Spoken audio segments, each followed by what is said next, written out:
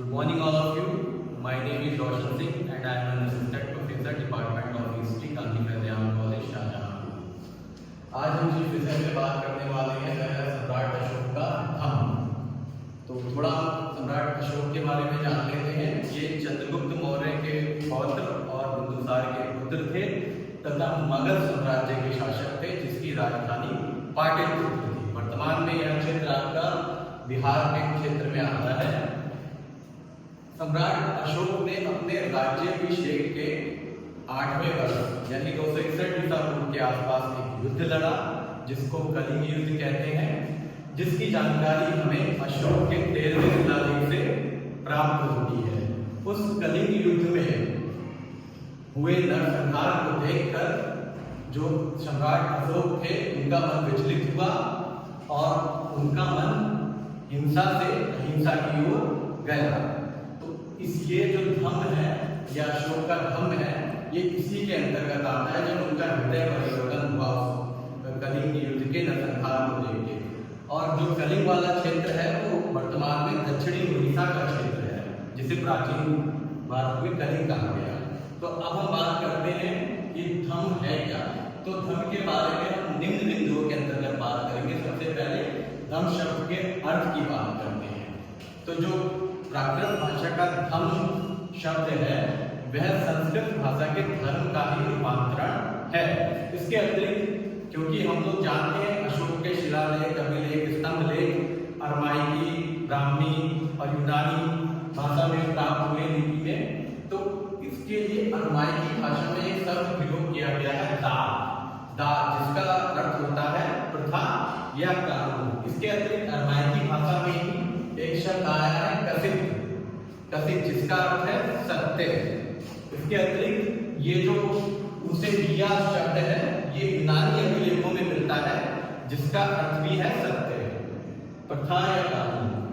तो एक चीज हम देखते हैं कि जो धम्म शब्द का अर्थ है वो कहीं ना कहीं धर्म, न्याय, सत्य, एक जो यूनिवर्सल चीज है उसके आसपास ही है। लेकिन इस शब्द का प्रयोग कहीं भी बौद्ध धर्म के परिप्रेक्ष्य में नहीं किया गया है। अब हम मानते हैं कि धम्म क्या है।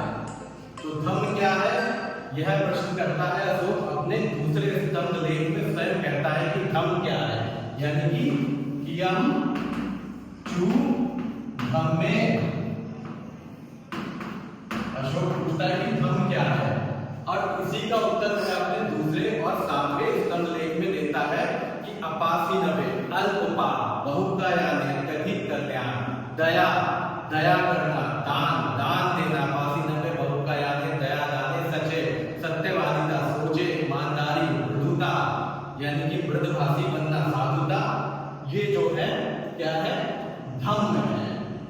अपासी नवे बहुका यानी दया दाने, सचे सोचे माधवे साधवे चा, यानी कि अल्पपाप अत्यधिक कल्याण, दया दान, साधुता, मृदुता, ये सब धम्म है।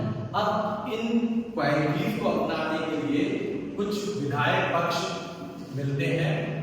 वो क्या है कि शर्मणों की, ब्राह्मणों की हिंसा ना करना, गुरुजनों का सम्मान करना, अपने माता पिता वृद्धजनों का सम्मान करना, नौकरों और दासों के साथ अच्छा या उचित व्यवहार करना, ये क्या है धम्म के विधायक पक्ष हैं।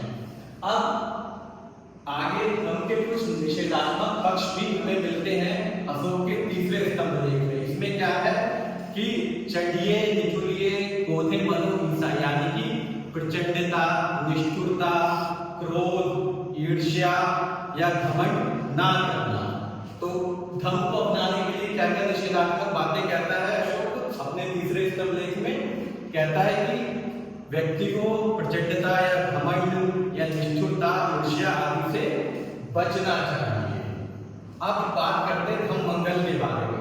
9वें स्तंभ लेख में अशोक बताता है कि हम कई अवसरों पर बहुत से मंगल कार्य करते हैं, लेकिन उसमें जो सबसे श्रेष्ठ कार्य है वह धम्म मंगल है। यानी कि जैसे हम कई अवसरों में बलि भी देते हैं पशुओं की, कई उस पे, लेकिन ये सब जो है व्यर्थ है।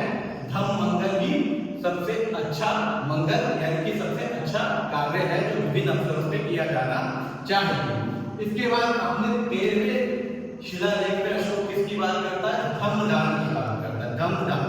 यानी कि धर्म का दान अन्य सभी दानों से श्रेष्ठ है। धम्म दान के अंतर्गत जैसे कि धम्म का उपदेश करना, धम्म का प्रचार करना या धम्म के बारे में लेख लिखवाना। अब आ जाते हैं धम्म विजय के बारे में। 13वें शिलालेख में ही मैंने जैसा कि पहले बताया कि कलिंग युद्ध का विवरण 13वें शिलालेख में मिलता है, जिसमें हुए नरसंहार से विचलित होकर अशोक हिंसा से अहिंसा की ओर बढ़ते हैं। तो इसी में वे धम्म विजय की बात करते हैं और कहते हैं 13वें शिलालेख के अनुसार कि मैंने अपने राज्य में और अपने राज्य से सीमांत प्रदेश यानी कि 600 योजन तक जितने भी राज्य आते हैं, जिनमें यवन, कम्बोज, अंत्योक, ये सारे जो शासक आते हैं और पड़ोसी राज्य आते हैं या पांड्य चोल दक्षिण में भारत के, इनमें मैंने धम्म विजय की है। मतलब धम्म विजय एक होता है भेली घोष। भेली घोष मतलब युद्ध द्वारा विजय। तो भेली घोष की जगह किसकी बात करते हैं वो? धम्म घोष, यानी कि धम्म द्वारा विजय करना। तो 13वें शिलालेख में ही अशोक कहते हैं कि मैंने यहाँ लेख इसलिए लिखवाया है कि मेरे पुत्र परपौत्र इसका अनुसरण करें और भेली घोष की जगह धम्म घोष यानी कि धम्म विजय को अपनाएं।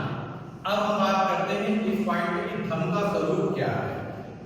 वर्तमान इतिहासकारों में काफी मतभेद है कि जो सम्राट अशोक द्वारा प्रचारित किया गया धम्म था, जो सम्राट अशोक का धम्म था, वो असल में था क्या।